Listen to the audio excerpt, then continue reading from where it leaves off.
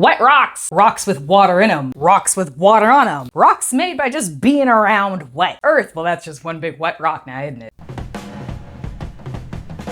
Behold, Sunny Jim's Sea Cave. I took my lady here a few years ago when we were supposed to be visiting her brother at the nearby university. I love surprises, especially bizarre and novel ones. And she does not. And I am a little stinker. So I park on a hill and take her to this apparent saltwater taffy shack, and we go to the back of it, and I show her this rickety wooden staircase and say, trust me, it'll be fun. We go down this absolute ocean night terror and end up at this sick-ass sea cave! Look at it! It's completely inaccessible on foot otherwise. It is enchanting and smells so bad in there. Bit of a miracle she hasn't left me. I pull this shit all the time. As you can see, it is spectacularly smooth in here, and it's this way in this cave and basically every other sea cave in this region because the Pacific Ocean is just flopping itself against these rocks all day, every day with no Sabbath. And if I've learned one thing from my geology PhD advisor, Dr. Tennant, it's that water is patient. Give it enough time, and it'll make your scaly, jagged cliffside into a big ol' slip and slide. Is wet inside rock? Yeah, it can be. Specifically, geodes, you know, the neat little things you brought home as a trinket from the Natural History Museum. It's like looking into the existential dread scene from Pooh's Grand Adventure, but you get to hold it in your palm, so it's not so scary. Now, when it comes to science comprehension, I frequently experience a sensation I like to call, got it. Wait, no I don't.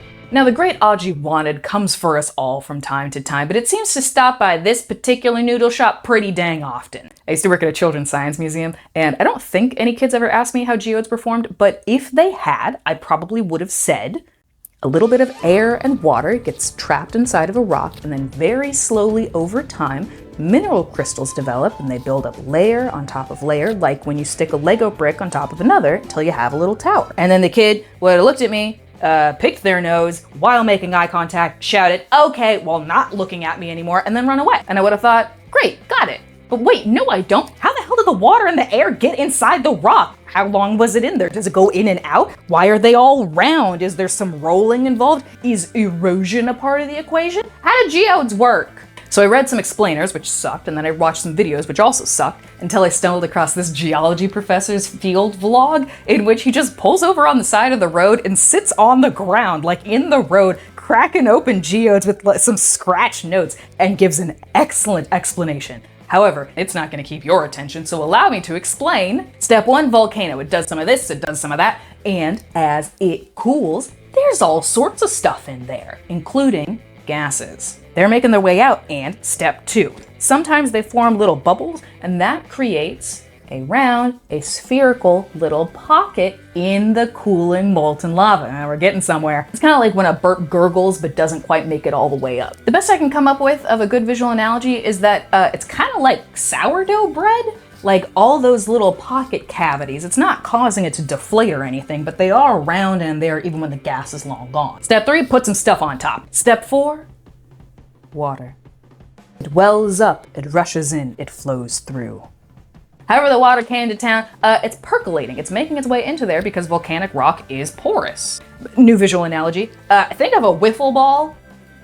Okay, it's not plastic, it's made of volcanic rock now. So all that mineral-rich water is rushing into the wiffle ball, and some little bits of minerals are getting stuck on the opening edges. And then as this goes on, literally rinse and repeat, it's sticking together and accumulating, and this continues for so long that it has eventually developed a self-supporting hardened shell of all this crystalline structure that's repeating over and over, and all those little gaps have been plugged.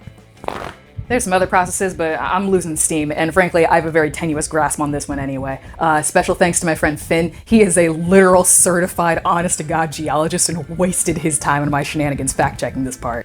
Minerals are just so damn cool. I mean, look at this. This is a microscopy photo of the intricate structure of everyday, ordinary table salt. Psych! It's giant table salt, motherfucker! Found in what was formerly a literal evil villain lair. Look it up. Or don't if you're having a good day. Big sharp wet rocks. You ever done one of these?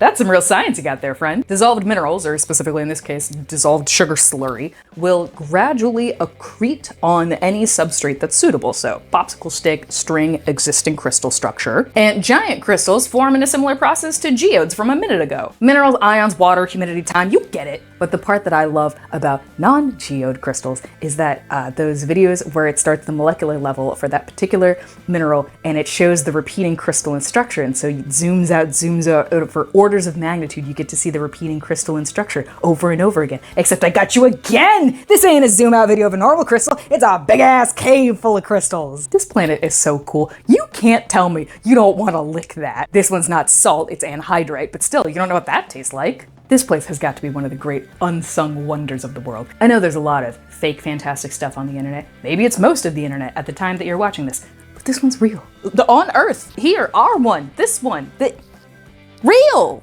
I've linked a couple of documentaries that the History Channel made in the early aughts about this place if you want to see it. It's in further reading down below. Would you like to hear some Mesoamerican poetry about the enchantment of these crystals? Too bad. You can't. They didn't make any. This wasn't discovered until the year 2000. Yes, the same year 2000 you're thinking of, that one. This whole time, just a couple hundred feet down, yeah, you thought the Palm Pilot was just Y2K bait. Nah, it's all coming together. This was a delicately planned operation. And before one of you terminal cynics types, well, now that it's discovered, people are just gonna go in there and ruin it like every other natural wonder. Nah, you nitpicking Nietzsche, not this time. It is 113 degrees Fahrenheit in there with 99% humidity. It's so dang hot and humid in this cave, if you stay in there unprotected for too long, you'll drown in your own lungs. The reason it's so hot in this cave is that it lies on a fault, and underneath that fault is a magma chamber. They're in serious peril.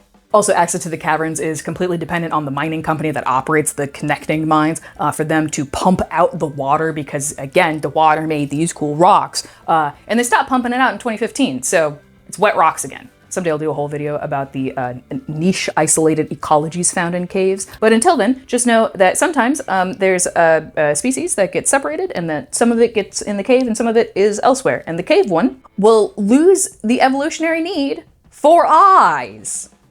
No eyes. Speaking of fish, ocean bits, when they get under the big heavy wet, what do you know? Turns into rocks. Actually, nested video topic now. This stuff, this sort of continuously falling white mystery, that's called marine snow. It's little bits of flesh and poop and minerals and plants, and it's just sort of continuously descending, and lots of animals eat it on the way down. And you probably already knew that.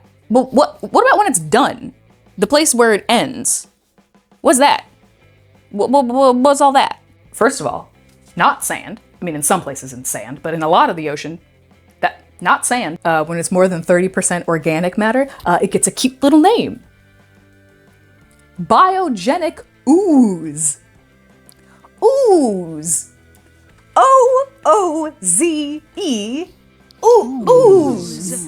It's nice, right? So sediments, ooze, and shreds of human garbage, they're all the little bits that are in this layer. And you might think, oh, it's probably like a couple of feet, tens of feet, and then it's like bedrock, right? Or like volcanic something or other. Nope. This can go on for hundreds to thousands of feet. And it is just gradually compressing into new sedimentary rock. It literally lithifies. It becomes the bottom of the ocean by sheer force of pressure of the big scary wet and rockification by water. Comets. Well, they're just big cold rocks that are just whizzing by and farting out ice as they pass. And on a schedule, no less. Punctual wet rocks. Next two videos about turning myself into a crab and then beefing with the kindergarten science curriculum. Touch grass, wear your helmet, cite your sources. Bye. Wet rocks. Wet rocks.